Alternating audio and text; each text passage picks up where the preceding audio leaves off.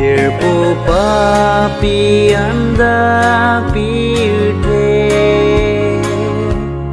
Ning chi rui jong si avete Isum arni nang le lote Chepe jogune kar jong ke Ning chi rui re te sum pone Kiti arni nang le lote Di ring et kar jong avete Noro god lu pone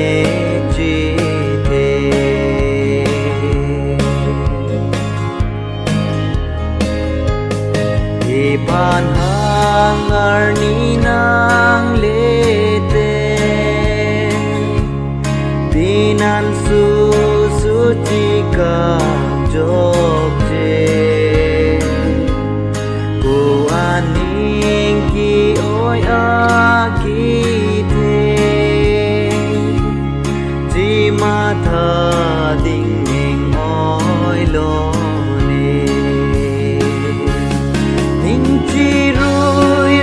Te sum pone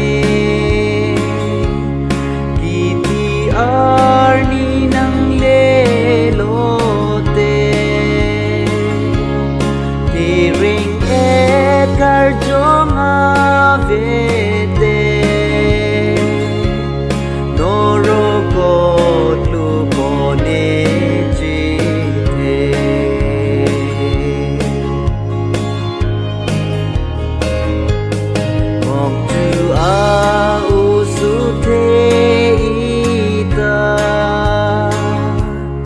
Chikak po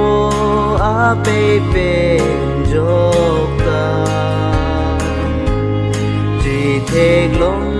le lokai kita Mata ding ning oi ku an ma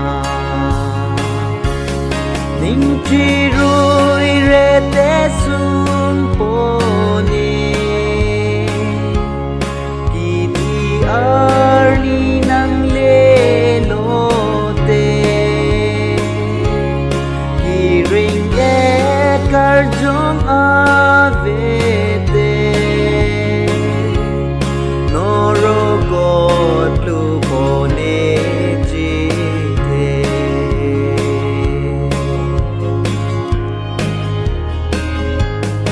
Usu jiri ape Ta thek long le ape apa Jiru jir pi jir pu do a Ta khang